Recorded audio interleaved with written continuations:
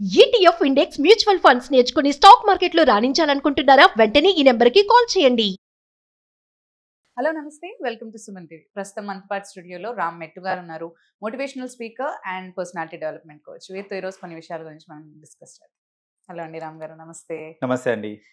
So మనం ఎప్పుడు కొన్ని సిచ్యువేషన్స్లో ఎప్పుడు ఏం సాధించాలి అని అనుకున్నా కానీ కొన్నిసార్లు we go through some habits like అవి మేబీ అంటే కొంతమందికి అవి వాళ్ళకి కరెక్ట్ అనిపించవచ్చు.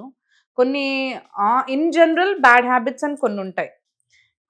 కొన్నేమో మనకి గుడ్ అనిపించవచ్చు, బట్ ఎదుటి వాళ్ళకి తెలుస్తుంది అది బ్యాడ్ అని. లైక్ ఇప్పుడు మీరు అన్నట్టు మనం ఇంతకుముందు మాట్లాడుకున్నాం, ఈగోయిస్టిక్గా ఉండడం, అది మనకి కొంచెం గొప్ప అనిపిస్తుంది, అది మనకు సెల్ఫ్ రెస్పెక్ట్ లాగా అనిపిస్తుంది. సమ్ డిఫరెంట్ నేమ్స్ అనుకోండి, బట్ అది ఇతర వాళ్ళకి తెలుసు how it is leading there lifes అనేది. సో ఎలాంటి బ్యాడ్ హ్యాబిట్స్ మేబీ మనం దాని నుంచి అంటే ఆ హ్యాబిట్స్ నుంచి లైక్ అవి పోగొట్టుకుని మనం మంచిగా లీడ్ చేయాలి అని అంటే ఎలా? మీరు అన్నట్టు చాలా మందికి అది అసలు ఫస్ట్ ఆఫ్ ఆల్ మనకు ఉన్నది అది హ్యాబిట్ బ్యాడ్ అని కూడా చాలా మందికి తెలియకపోవచ్చు. కొన్నిసార్లు తెలిసినా ఏం చేయలేరు. Like they know that it's a bad habit. For example ఇప్పుడు స్మోక్ చేస్తున్నారు కానివ్వండి, సో అట్లా ఏదైనా కానివ్వండి, ఎక్సెసివ్ యూసేజ్ ఆఫ్ మొబైల్ అందరికీ తెలుసు ఇట్స్ బ్యాడ్ హ్యాబిట్ అనేది. అది ఎక్కడి నుంచి తెలుసుకున్నా అంటే మళ్ళీ మొబైల్ నుంచి చూసుకుని ఎక్సెసివ్ యూజ్ కాదు అనేది. సో బేసిక్ గా ఏంటంటే వీ నో మనకి కొన్ని బ్యాడ్ హ్యాబిట్స్ ఉన్నాయి, కానీ మనం దాన్ని తప్పిలేకపోతున్నాం. సో అలాంటి కేసెస్ లో అసలు ఎలా చేసుకోవాలి ఏంటిది అంటే how do we come out of bad habits అని అంటే, ఫస్ట్ అండ్ ఫార్మోస్ట్ మనం ఏం చేయొచ్చు అని అంటే దానికి ఒక ఆల్టర్నేటివ్ ఏదన్నా మనము ఫిక్స్ చేసుకోవడం అనమాట. మన బ్యాడ్ హ్యాబిట్ కి ప్యారల్ గా ఏదన్నా ఆల్టర్నేటివ్ ఉంది అని అంటే we have to check for that అనమాట.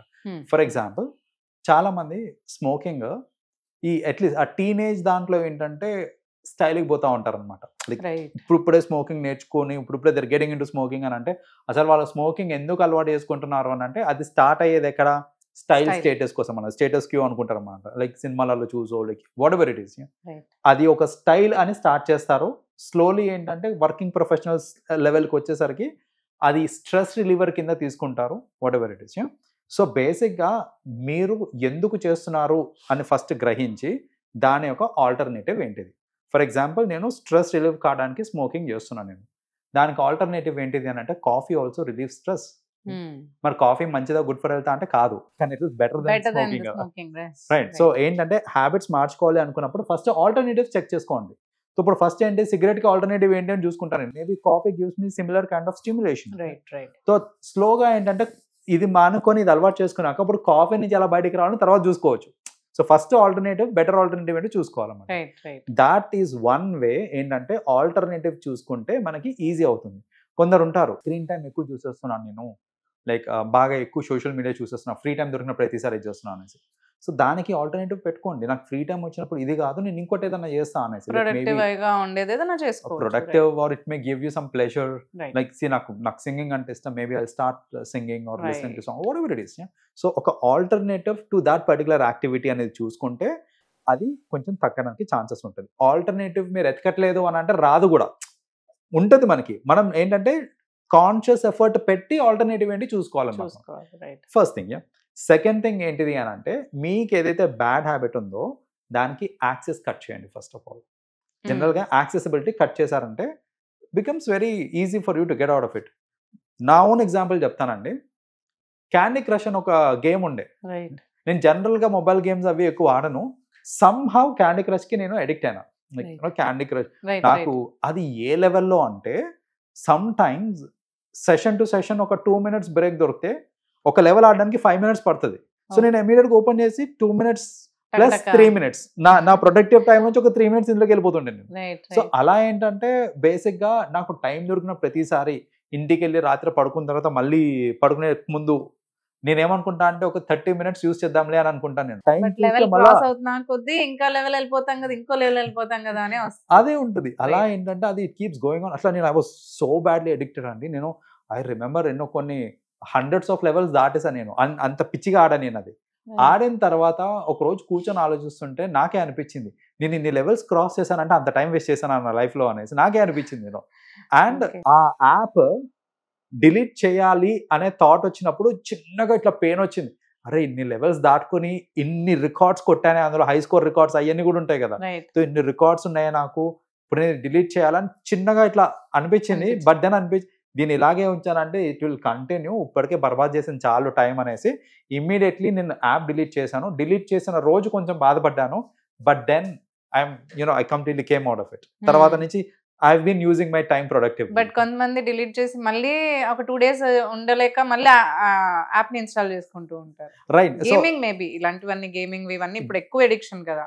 Right. So that is what ఏంటంటే యాక్సెస్ కట్ చేసుకోవాలి. ఇప్పుడు నేను చేసిన క్లాసిక్ థింగ్ ఏంటిది అంటే ఐ కట్ ది యాక్సెస్. నేను యాపే తీసేసాను అందులోంచి. సో మీరు అలా ఏమైనా ఉంది అని అనుకుంటే మీరు మొబైల్ టైంలో రిస్ట్రిక్షన్స్ పెట్టుకోసి, ఇప్పుడు అందరిది స్మార్ట్ ఫోన్సే. సో ప్రతి స్మార్ట్ ఫోన్ లో మనం ఏంటంటే ఏ అప్లికేషన్ కి ఎంత టైం ఇవ్వాలి అనే రెస్ట్రిక్షన్స్ కూడా పెట్టుకోవచ్చు. మనం చిన్నపిల్లలకి పెట్టాలి యాక్చువల్గా అయితే, కాకపోతే ఇప్పుడు సాడ్ సిచ్యువేషన్ ఏంటో మనం పెట్టుకోవాల్సి వస్తుంది. సో అలా మనం రెస్ట్రిక్షన్స్ కూడా పెట్టుకోవచ్చు అప్లికేషన్స్ లో.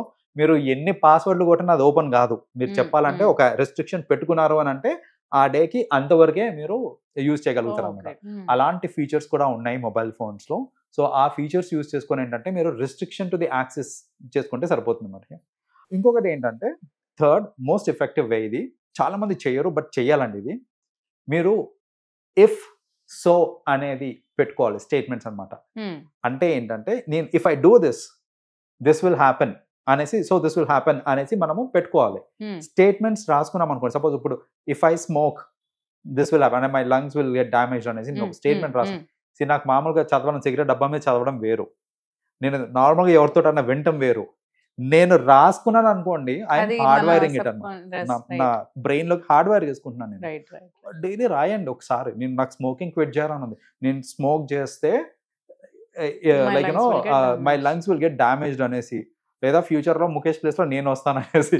So what ever it is అంటే ఒక ఇంప్లికేషన్ రాసుకున్నారనుకోండి, మీ బ్యాడ్ హ్యాబిట్ వల్ల జరిగే ఒక నష్టం డైలీ బేసిస్ మీద రాశారనుకోండి, మీకు భయం స్టార్ట్ అవుతుంది. మీకు భయం ఖచ్చితంగా స్టార్ట్ అవుతుంది. అరే ఇది చేయడం వల్ల ఇది కరెక్ట్ కాదు అని మీకే తెలుసు. అండ్ అలా చేయడం మీరు కొంచెం ఆలోచిస్తారనమాట. రాసుకోవడం స్టార్ట్ చేశారంటే కనుక అది చేయడానికి మీరు కొద్దిగా ఆలోచిస్తారు. స్లోలీ ఏంటంటే you will come out of it. So writing is a very powerful tool అండి. డైలీ రాయండి, మీ బ్యాడ్ హ్యాబిట్ గురించి మీరు డైలీ రాయండి, దాని యొక్క ఇంప్లికేషన్ డైలీ రాయండి. చూస్తూ you will definitely come out of it. Maximum ఒక 1 month 2 months you will come out of it. So this is most important and effective way. ఈ స్ట్రాటజీ కూడా యూజ్ చేసుకున్నారనంటే ఖచ్చితంగా మనం బ్యాడ్ హ్యాబిట్స్ నుంచి బయటకు వచ్చేయచ్చు. థ్యాంక్ యూ అండి, thanks for sharing your views with us. Thank you so much. Welcome అండి.